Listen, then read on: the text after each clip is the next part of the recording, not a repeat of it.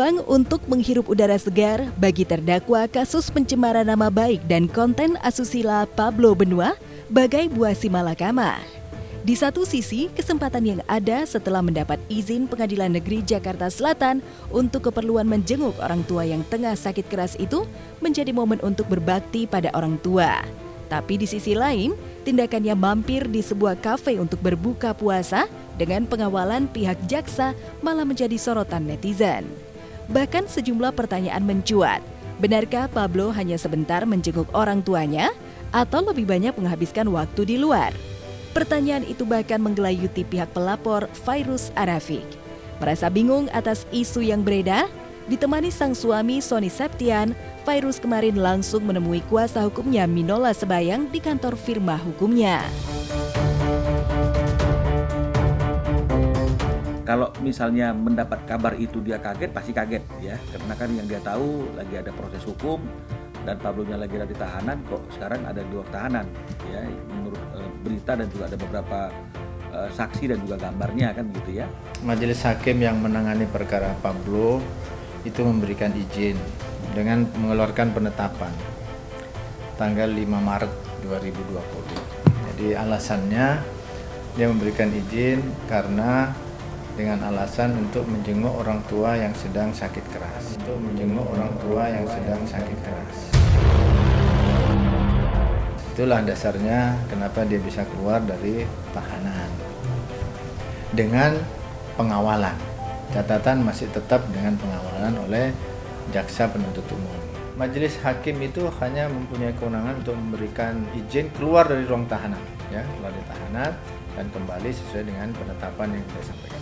Ketika sudah keluar itu, karena dia berada di dalam pengawalan jaksa, maka jaksalah di lapangan itu yang lebih tahu apakah boleh mampir, kalau tidak salah makan atau apa ya. Nah, saya juga dapat informasi, saya tanyakan kepada majelisnya, ternyata dia memang puasa.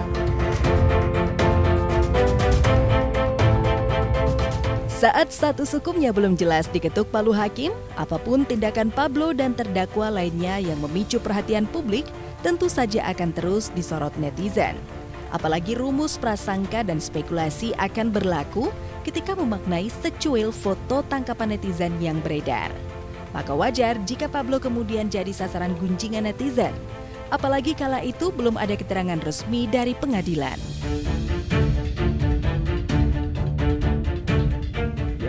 Orang-orang juga bertanya kepada Fairuz, apakah sudah putus, apakah bebas, kan begitu ya ke Fairuznya ya. Kemudian teman-teman yang lainnya juga, teman-teman media juga akan juga mempertanyakan, loh kok bisa. Nah jadi ini yang menjadi beban bagi Fairuz di tengah dia berjuang untuk mendapatkan keadilan, kemudian dihujani oleh banyak pertanyaan dan juga pertanyaan ya tentang adanya Pablo di luar tahanan. Itu yang kemudian akhirnya kita berpikir kita harus memberikan pernyataan. Kecewa pasti kecewa, tapi harusnya buat orang-orang yang tidak menggunakan izin itu secara tepat, tapi juga menggunakannya itu untuk hal-hal yang seperti tadi saya katakan itu ada di pasar, Sentul, ada di Gandaria Mall City, ini kan juga harus ada sanksi yang tegas secara administratif dan juga menjadi bahan pertimbangan bagi majelis hakim yang memeriksa perkara ini untuk nantinya dalam putusan akhir bisa mempertimbangkan ini sebagai sesuatu yang memberatkan. Tanggal 5 dan 6. Tapi saya dapat informasi dari majelisnya, ternyata jaksanya tidak sampai bermalam. Jadi malam itu juga jadi izin yang diberikan 5 dan 6 ternyata tidak digunakan semuanya karena malamnya itu sudah kembali. Gitu.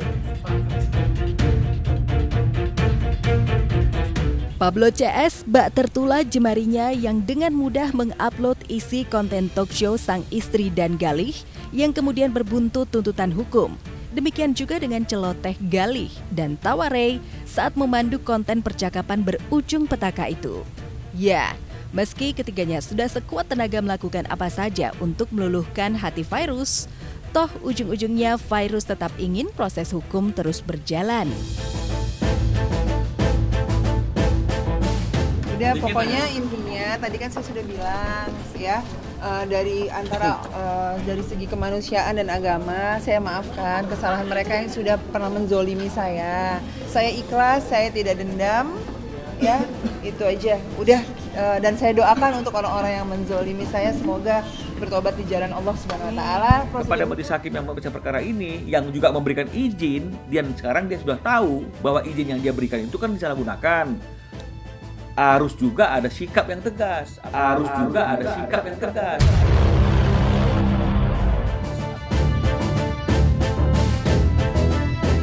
Sebelum palu hakim diketuk, sepertinya sudah tidak ada jalan lain untuk Pablo CS. Virus sudah menyerahkan sepenuhnya jalan keadilan melalui meja hijau. Antara kedua kubu seolah sudah tak ada lagi rasa saling percaya. Jangankan damai, untuk perkara administratif saja, meski tak persis diatur sanksinya, melalui kuasa hukumnya, Virus tetap meminta keadilan agar Pablo tak semena-mena menggunakan izin keluarnya, meski dengan alasan kemanusiaan.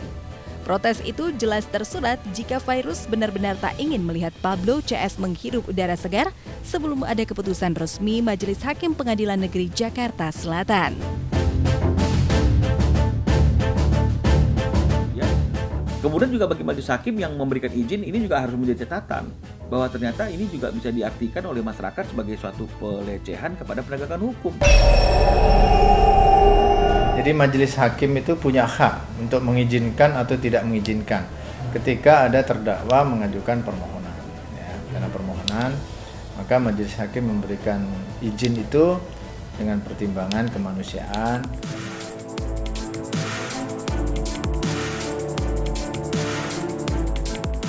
Sementara Virus belum sepenuhnya mau melepaskan baju tahanan yang dikenakan Gali Ginanjar CS sebelum rasa keadilan berpihak pada dirinya. Di tempat berbeda, istri musisi Anna Hermansyah, Ashanti, malah tengah asik melakukan social eksperimen dengan mengenakan seragam lengkap tim oranye. Salah satu seragam khas tim kebersihan Pemda DKI Jakarta.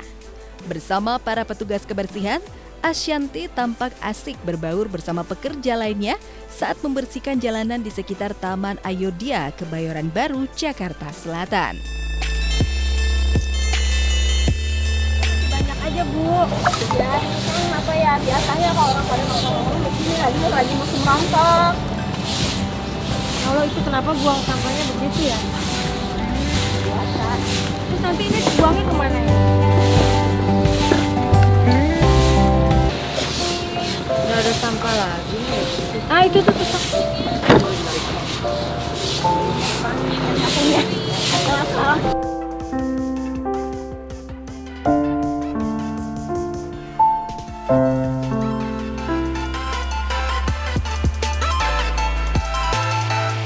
Aksi bersih-bersih Ashanti yang terekam melalui kanal video berbagi sang suami jelas tak lazim.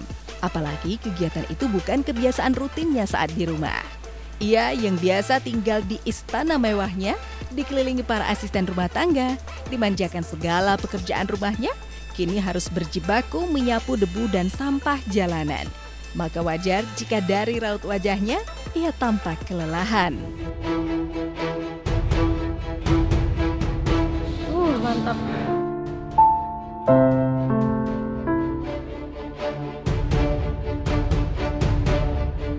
Meski lelah, tantangan ini cukup membuat hatinya lega karena selain bisa merasakan jerih payah petugas, ia juga bisa berbagi bahagia saat bercengkrama dengan mereka.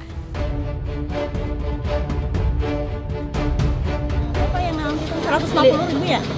Ada saya dari 150.000 sehari 5.000, terus naik sehari 15.000. Terakhir sehari 30.000, ya, habis 30.000, terus itu gajinya nggak tiap bulan, Bu. Dulu tinggal tiap bulan 3 bulan. 3 bulan baru dibayar 2 bulan, kadang dibayar sebulan gitu.